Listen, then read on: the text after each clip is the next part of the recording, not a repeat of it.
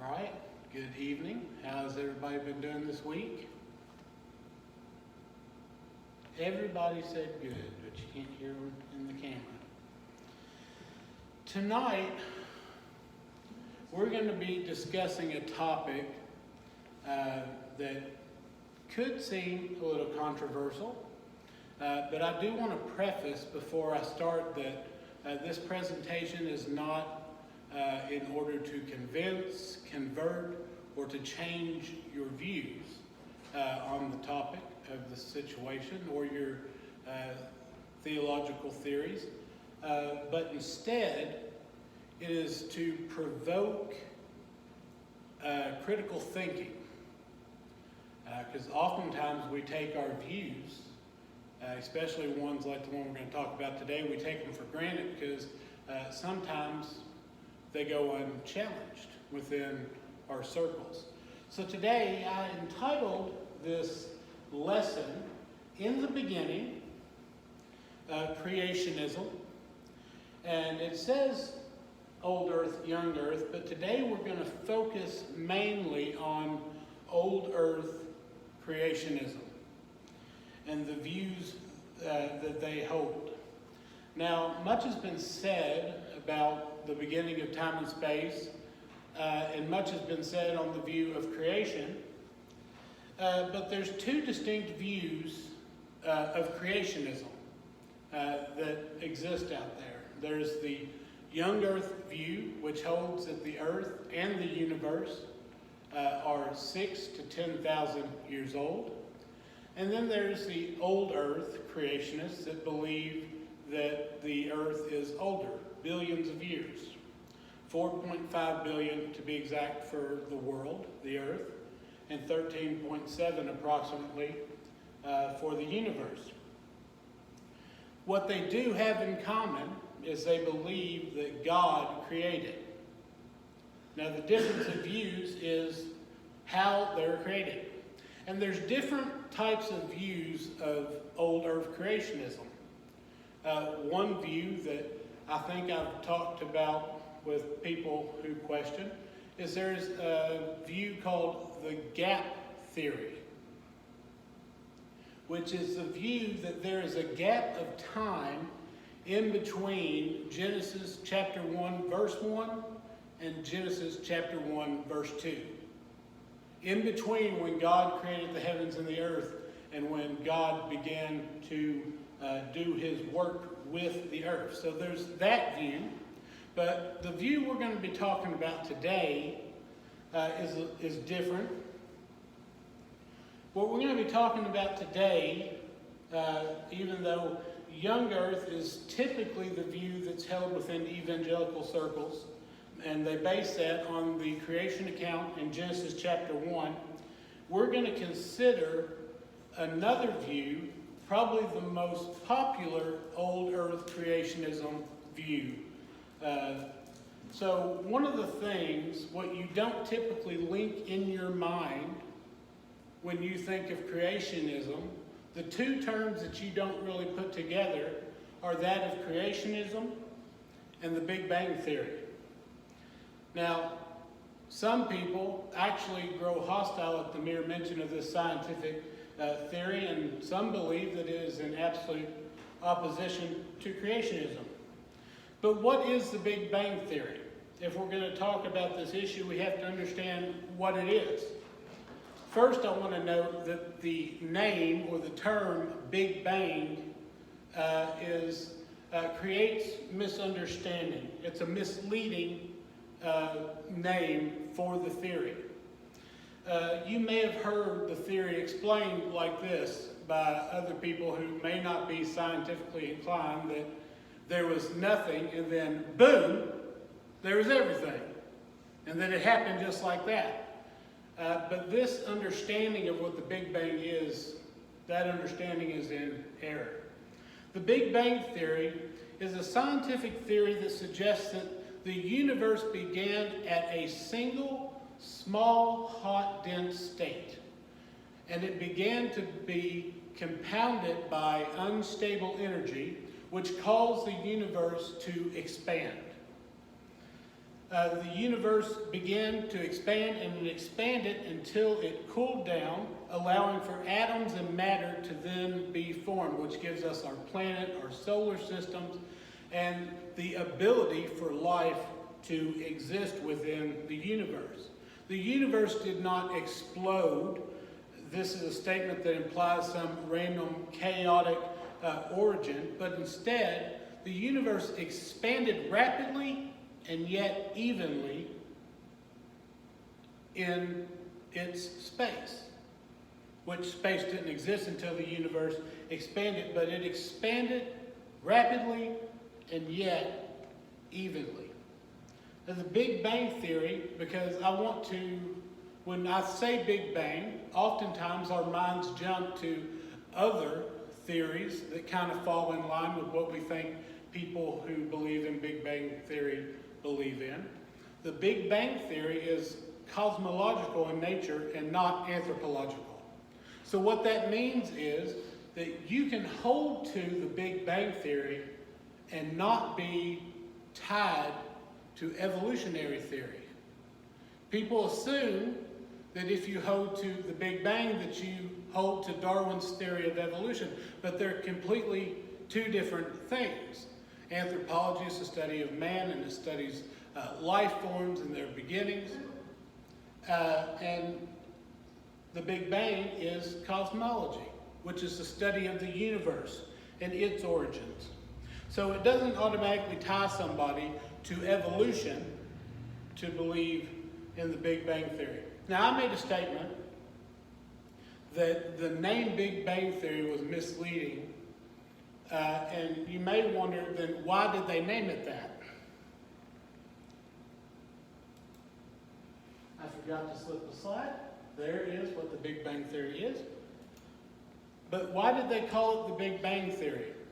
Well, this here on the screen is English astronomer Fred Hoyle. And he coined the name Big Bang Theory in 1949. But when he coined the name, he did it as a way to mock those who held this theory.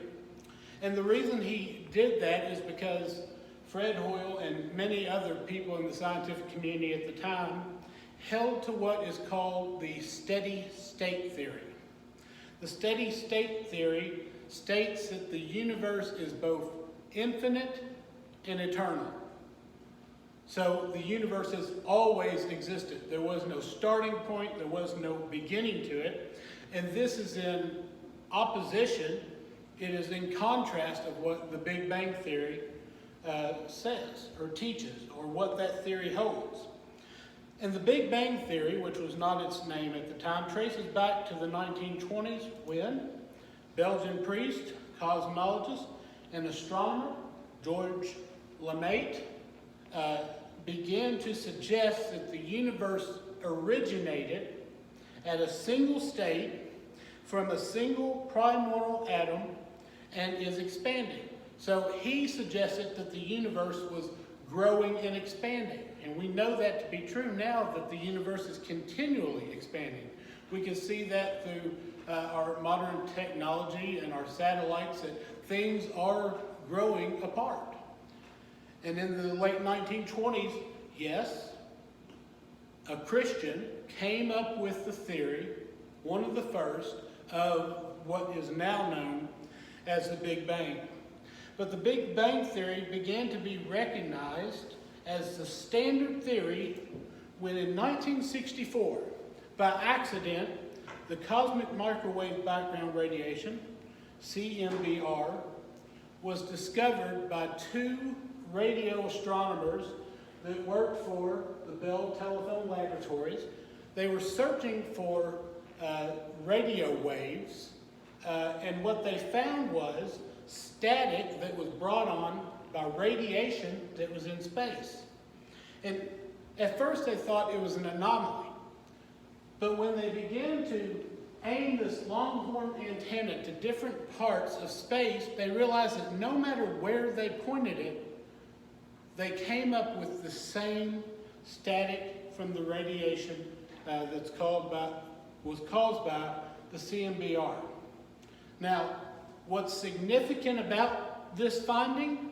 the that happened by accident, that they weren't even looking for, is that this discovery confirmed a prediction that was made previously by those who held to the Big Bang Theory. And their prediction was that if the Big Bang had actually happened, that there would be existing radiation throughout the universe that was caused by the high temperatures and densities of the distant past.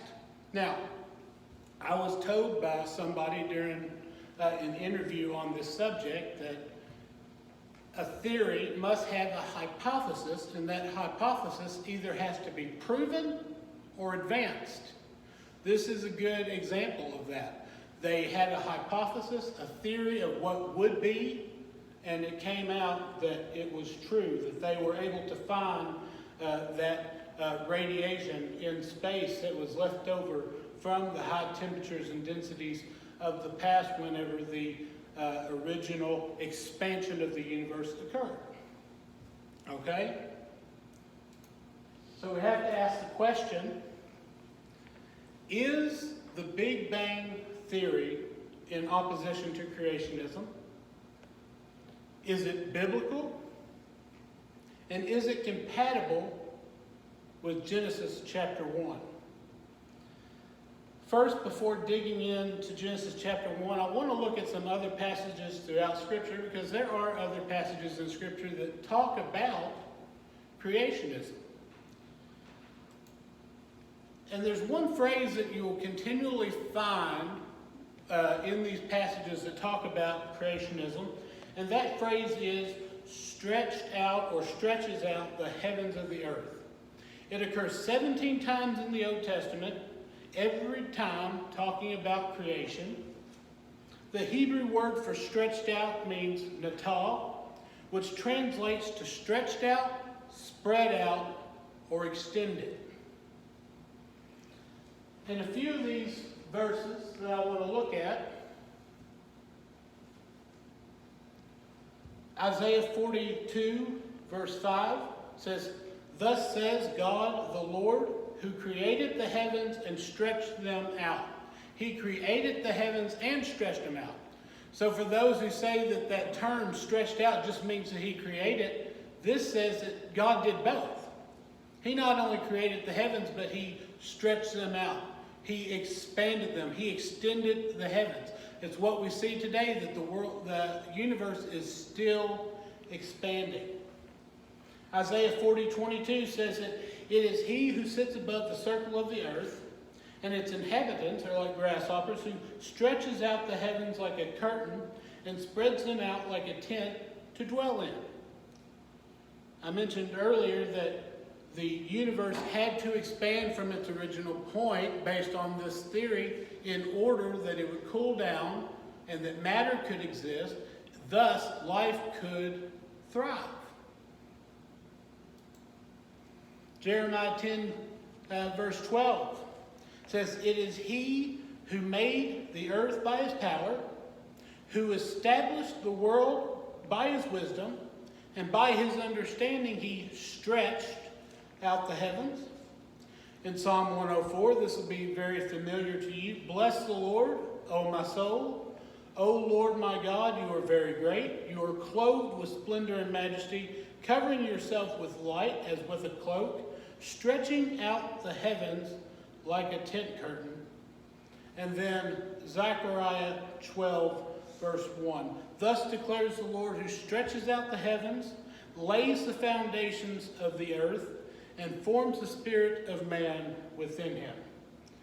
Now there seems to be a significant position within the Scripture that that God has stretched out within the Old Testament writings, that God was not only active in establishing, but also active in expanding the universe. And Zechariah 12, verse 1 seems to be a 3-point summary of the events of Genesis' creation account. Remember what it says? It's still on the screen, if you can read it. "Thus declares the Lord, who stretches out the heavens." He's created and stretched out the heavens. it says that he lays the foundations of the earth. Now that term, that phrase, laying the foundation, is the Hebrew word yesod, which means to establish. So he stretched out the heavens, he established the earth, and he gave life, creation of life. So Zechariah 12:1 seems to be a general overview of God's actions during creation, which includes the expansion of the universe, if you choose to take it that way. But some would say, some would suggest, as Kim Ham suggests in his response to Hugh Ross is an astrophysicist and a Christian apologist who holds to the old earth view. And some would suggest that you can't use these passages to interpret Genesis chapter 1. Now, I'm not going to say that anybody is right or wrong, but that seems to be contradictory to good hermeneutical study. To use other passages on the same topic in order to get a well-rounded and interpret what the scripture is saying. So, but we can look at Genesis chapter 1 without considering these verses. So, I know y'all have been waiting this entire time to talk about what Genesis chapter 1 says and how we can, how Genesis chapter 1 and the Big Bang Theory could possibly go together. So let's look at Genesis chapter 1 and what it says about the creation process. Now, I've talked about this a lot, so if you have the answer, you can be bold and shout it. What do I say to look for in Scripture when you are seeking an accurate interpretation? What do you look for in that Scripture? It starts with a C. Context. You look at the context. And one of the biggest ways that you can find the context of the Scripture is through what? The original language. Sometimes we get caught up in the English language and we miss out on some of the things that are said within the Scripture. So as we take a look at some of the verbiage within Genesis creation account, for some people it relieves some of the tension between Genesis 1 and modern scientific theories. So there are multiple words used within the creation account of Genesis 1 that mean either to create or to make. There's bara, haya, asa, yetzar, and banah.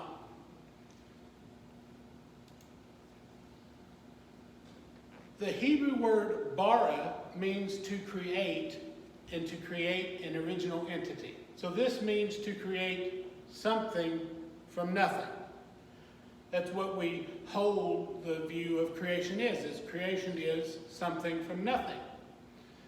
The word bara, does anybody want to guess how many times it's used in Genesis 1 creation account?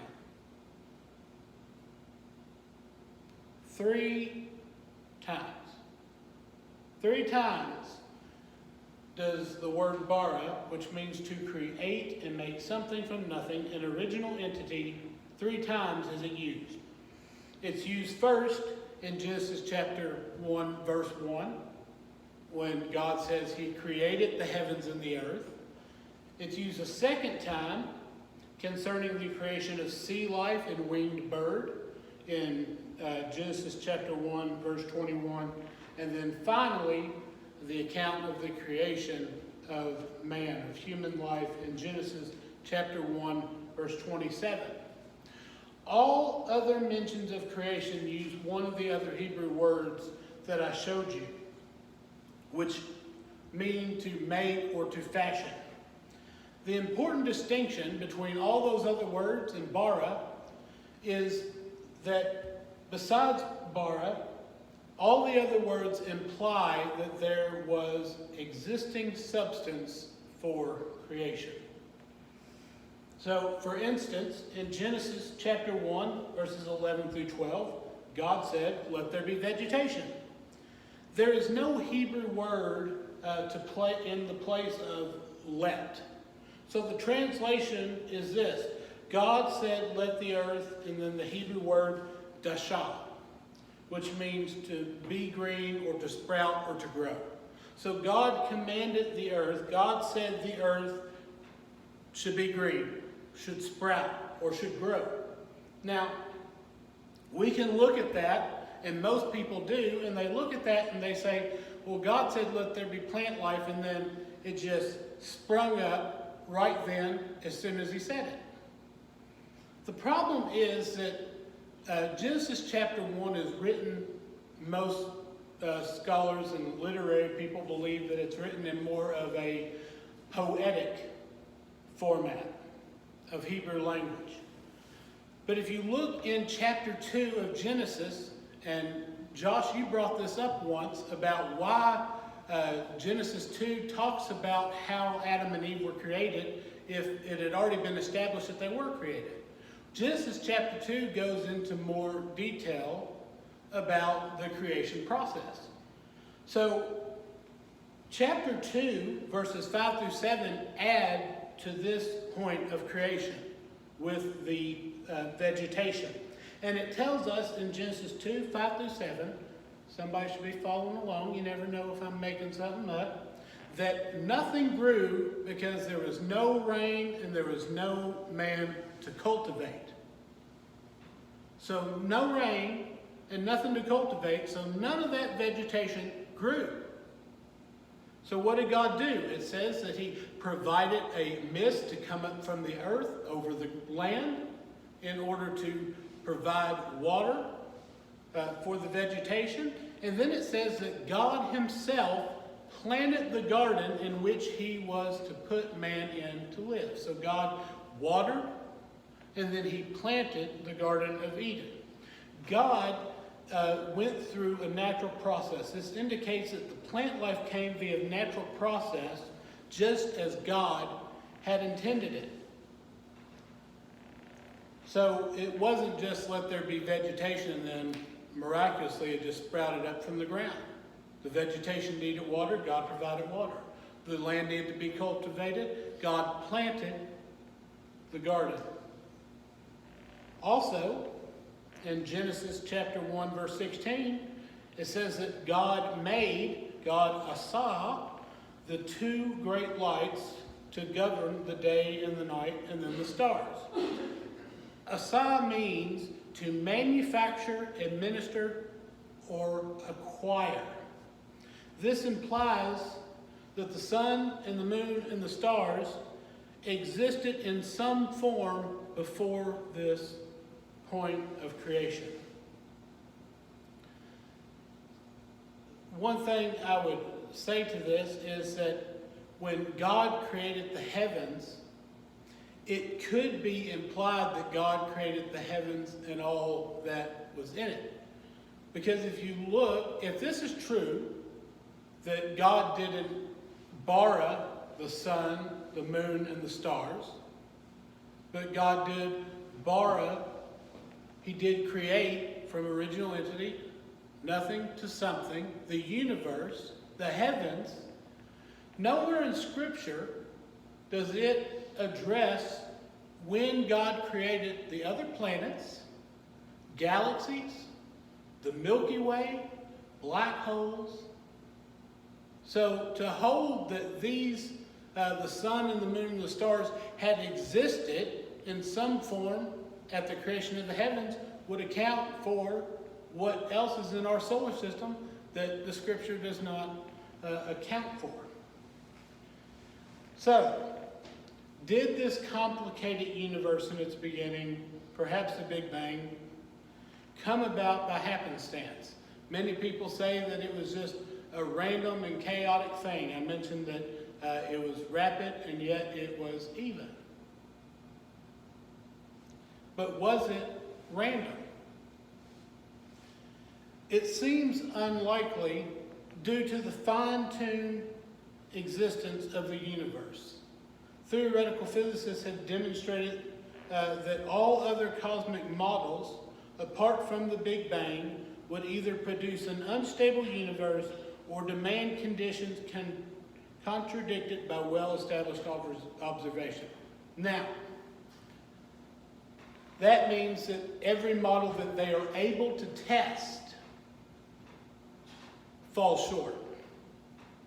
Does that mean that young Earth is not possible? No, that doesn't mean that, because they cannot test the miraculous work of God. If that is the avenue that God took to create this universe, then scientists have no way of testing it.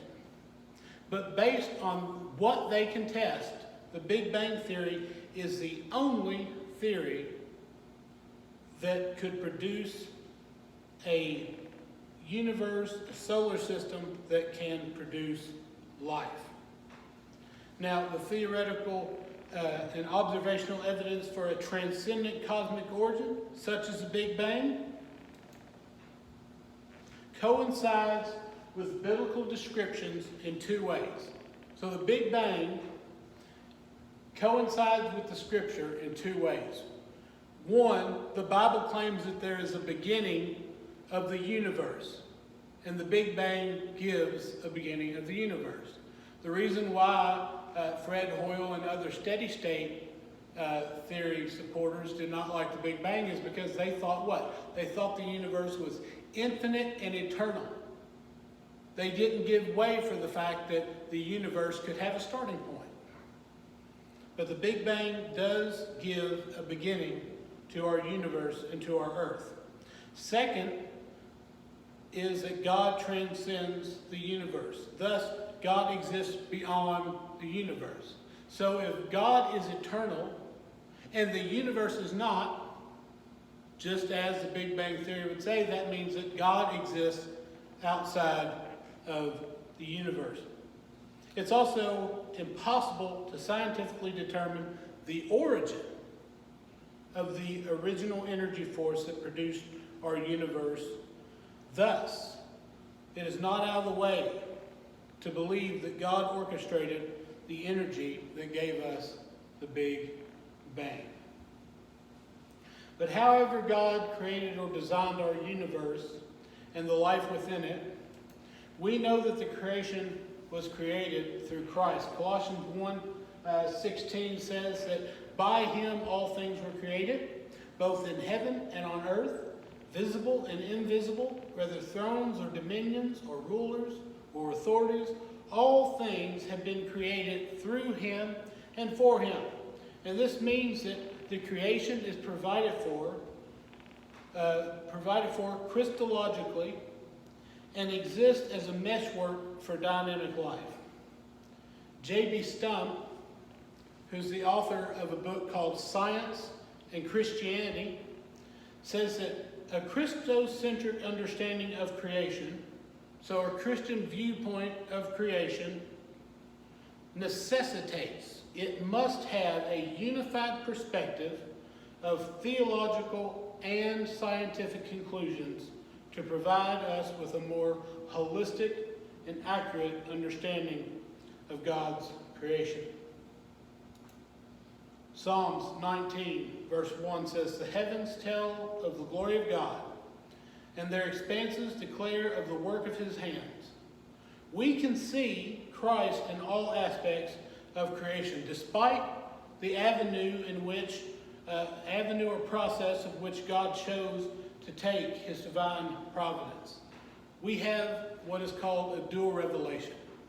We have the revelation of God's written word in Scripture, but we also have the revelation of the world that he created, the heavens and the world, to testify to what God has done. Listen to what Psalm 19:1 says again. "The heavens tell the glory of God, and the expanses declare the work of his hands." So, I want to leave you with this thought before we end. That sometimes And I hope that maybe this has helped you understand or has helped you to think critically about your position or your theory on the creation of the earth. Maybe it has helped you understand more of why you believe what you believe. But so often we view other people who have differing views of us. I remember when I was young and was a young earth creationist, that when I found out that people thought the earth was older, I judged them, thought that they didn't know anything about the scripture, and thought that there is no way possible that they could come to that conclusion and still stand on the authority of scripture. We don't have to agree. We don't have to interpret the scriptures the same way. So if you do meet somebody like me, and I'm not altogether sure where I completely stand, but I haven't been young earth in quite a while. But when you meet somebody who differs from you, try to learn and understand why they think that way. What is it within Scripture, and what is it within nature that points them in that direction? Maybe you could learn something, maybe they can learn something from you. So I hope that if anything, this study will help you in the future to relate with those who have opposing views with you. Now I want to open up the floor to any questions that may exist. Oh, and because this is for a class project, resources. So all this wasn't just a bunch of Google searches and Wikipedia. You know, this was actually I did some reading. I picked up books and stuff. So, are there any questions or concerns, or maybe there's something that was said that you think strengthens an argument in another direction? Any questions or thoughts?